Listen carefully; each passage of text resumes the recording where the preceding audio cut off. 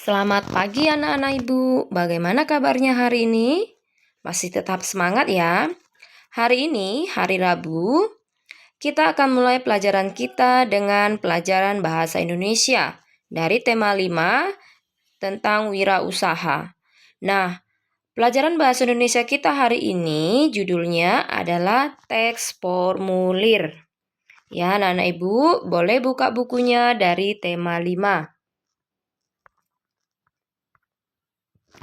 Nah, adapun kompetensi dasar kita pada pelajaran kita hari ini adalah mencermati petunjuk dan isi teks formulir, diantaranya pendaftaran, kartu anggota, pengiriman uang melalui bank atau kantor pos, daftar riwayat hidup, dan sebagainya.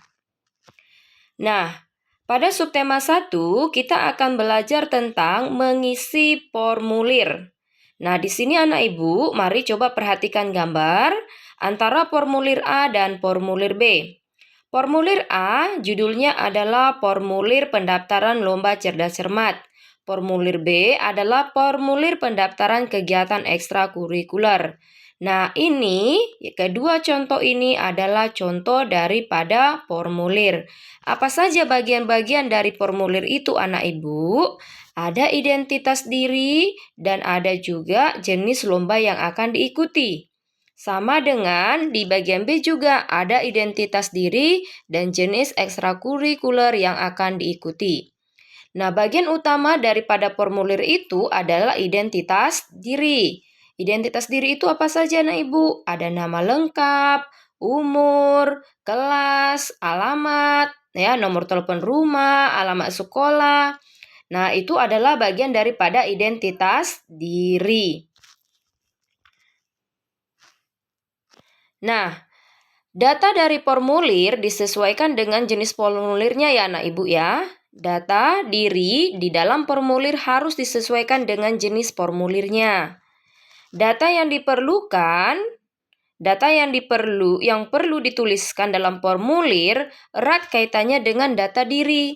Ya, seperti Ibu bilang tadi, nama, tempat tanggal lahir, jenis kelamin, alamat, dan nomor telepon. Itu adalah hal yang paling utama dalam mengisi formulir. Nah, selanjutnya kita mau belajar mengenal teks formulir. Formulir itu adalah secari kertas yang berisi pertanyaan-pertanyaan tentang data diri. Ya, Ibu ulangi, formulir adalah secari kertas yang berisi tentang pertanyaan-pertanyaan tentang data diri. Tujuan formulir itu dibuat adalah untuk mempermudah dalam mengklarifikasi data, prosedur kerja, dan mendapatkan informasi dari data diri sendiri.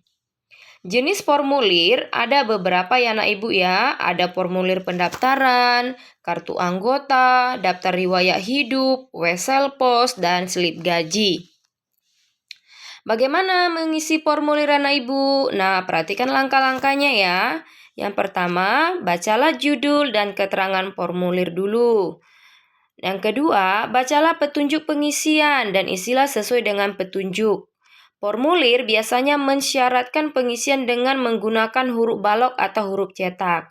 Nah, maksudnya di sini anak ibu, kita itu harus baca dulu petunjuknya. Misalnya seperti ini. Dalam formulir itu harus menggunakan huruf kapital.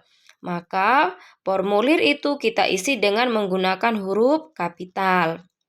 Kemudian perhatikan bagian yang harus diisi dan bagian yang tidak perlu diisi. Biasanya bagian yang tidak perlu diisi itu biasanya itu diisi oleh petugas panitia. Jadi kita tidak perlu mengisinya. Yang keempat, isilah data sesuai permintaan. Jangan menambahi dan jangan mengurangi. Sehingga data diri kita itu tidak diragukan oleh orang lain ya. Yang kelima, jawablah pertanyaan formulir dengan benar. Misalnya kalau ditanya nama lengkap, tulis nama lengkap. Kalau ditanya tempat tanggal lahir, tulislah tempat tanggal lahir. Ya nak ibu ya, jangan sampai salah mengisi formulir. Nah, selanjutnya, tahukah kamu bahwa di area pameran negara-negara ASEAN dibuka kesempatan untuk bergabung dengan klub sahabat pena antar negara. Untuk menjadi anggota, kamu harus mengisi formulir pendaftaran ya. Untuk menjadi anggota Sahabat Pena, kita harus mengisi yang namanya formulir pendaftaran ya, Anak Ibu ya. Nah, di sini ada petunjuk pengisiannya. Lihat Anak Ibu di situ. Yang pertama, isilah formulir dengan menggunakan nama lengkap. Nah, yang kedua, isilah formulir menggunakan huruf besar. Maka kita gunakan huruf besar. Yang ketiga, tulislah alamat rumah secara lengkap dengan mencantumkan kode pos. Yang keempat, tulislah alamat sekolah dengan lengkap dengan menggunakan kode pos juga. Yang kelima, tulislah tujuan mengikuti klub tersebut. Keenam, tanda tangan sertai dengan nama lengkap. Nah, contohnya ini formulirnya Nak Ibu, Klub Sahabat Pena Siswa-siswi Negara ASEAN. Nah, anak-anak Ibu, di sini anak-anak Ibu boleh ya ikut, misalnya anak-anak Ibu akan menjadi anggota Klub Sahabat Pena. Maka anak-anak Ibu suruh untuk mengisi formulir berikut dengan ketentuan atau petunjuk yang sudah dijelaskan sebelumnya. Nah, ini Klub Sahabat Pena ini anak ibu silakan buat di kertas HPS ya.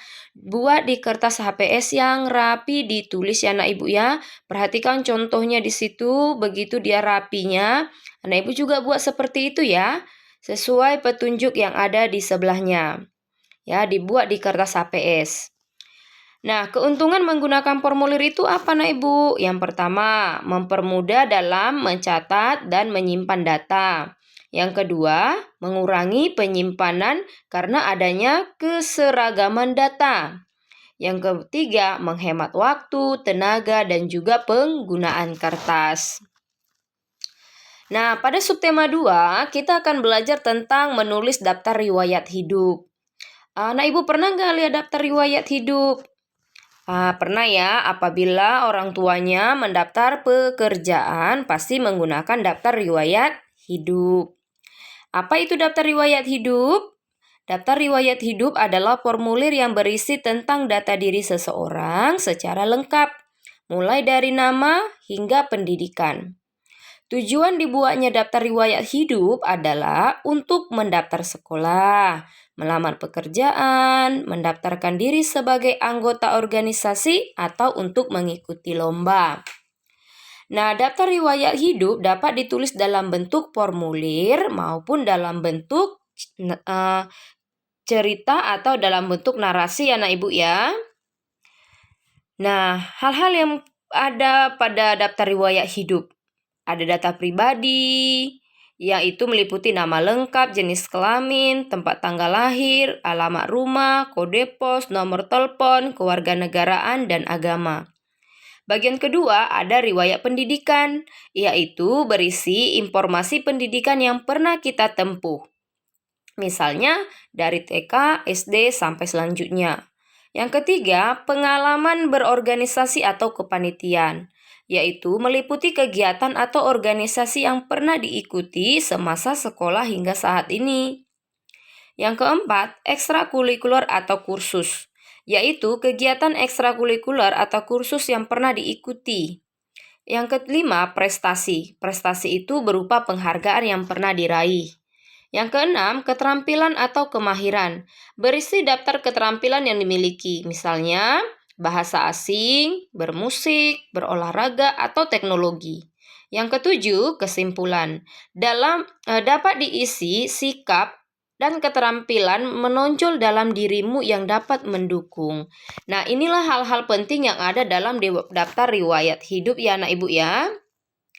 Nah, selanjutnya, perhatikan daftar riwayat hidup berikut. Nah, ini ya.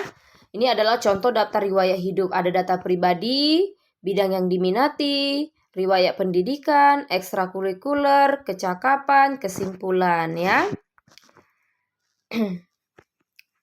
Agar dapat menceritakan daftar riwayat hidup dengan baik, kamu perlu mengubah daftar riwayat hidup ke dalam bentuk narasi. Nah, contohnya ini dalam bentuk narasi, dalam bentuk cerita. Menceritakan daftar riwayat hidup. Anak ibu bisa dibaca ya di situ daftar riwayat hidupnya Ayu Febriana. Mulai dari dia, nama lengkapnya, tanggal lahir, sampai pada keterampilan yang dia miliki. Nah, ini diceritakan dalam bentuk cerita narasi. Pada subtema 3, kita belajar tentang formulir pengiriman barang. Nah, saat hendak kita mengirim barang, baik di dalam negeri maupun keluar negeri, kita akan diminta untuk mengisi formulir pengiriman. Mengisi formulir pengiriman harus menggunakan informasi yang benar, seperti nama lengkap, nomor telepon, dan alamat lengkap. Hal ini tujuannya untuk menghindari kesalahan dalam proses pengiriman. Nah, ini adalah contoh formulir pengiriman barang dalam negeri anak ibu ya. Data penerima, nah di situ ada nama awal, nama akhir. Nah, semua itu harus diisi dengan lengkap agar mempermudah untuk pengiriman barang. Nah, di sebelahnya juga itu adalah contoh pengiriman barang melalui pos ya, melalui Pos Indonesia. Nah, ini semua adalah contoh formulir pengiriman barang di dalam negeri. Nah, selanjutnya adalah formulir lembar jawaban komputer. Anak-anak ibu pernah nggak lihat contoh seperti ini? Ya, biasanya ini adalah untuk melaksanakan ujian nasional ya anak ibu ya. Kalau kita akan melaksanakan ujian nasional, kita disuruh mengisi formulir berikut. Nah, formulir jenis ini digunakan untuk ujian masuk ke jenjang pendidikan selanjutnya seperti sekolah menengah dan perguruan tinggi. Atau anak ibu juga pada saat melaksanakan ujian UN nanti, anak ibu akan mengisi formulir seperti ini. Nah, LJK atau lembar jawaban komputer merupakan formulir isian berupa kertas yang akan diolah dengan komputer. Dan pemeriksaan LJK memerlukan alat pemindai. Penggunaan LJK memudahkan memeriksa dalam memeriksa jawaban peserta ujian. Nah, demikianlah penjelasan Ibu hari ini tentang teks formulir. Jangan lupa anak Ibu dipahami kembali, dicatat hal-hal penting atau pokok-pokok dalam penjelasan Ibu hari ini. Dan jangan lupa anak Ibu ya, tadi tugas prakteknya yang Ibu bikin ya, yang Ibu buat ya.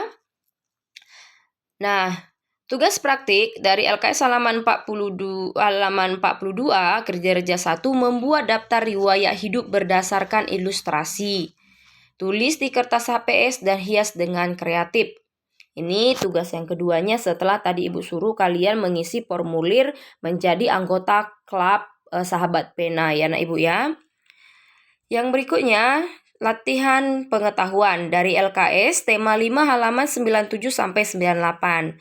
Bagian 1 anak Ibu kerjakan nomor 1 sampai 10. Bagian 2 anak Ibu kerjakan nomor 2, 3, 5, 6 dan 9. Oke anak Ibu. Nah, inilah pelajaran kita hari ini. Selamat mengerjakan, tetap semangat ya anak Ibu ya. Shalom.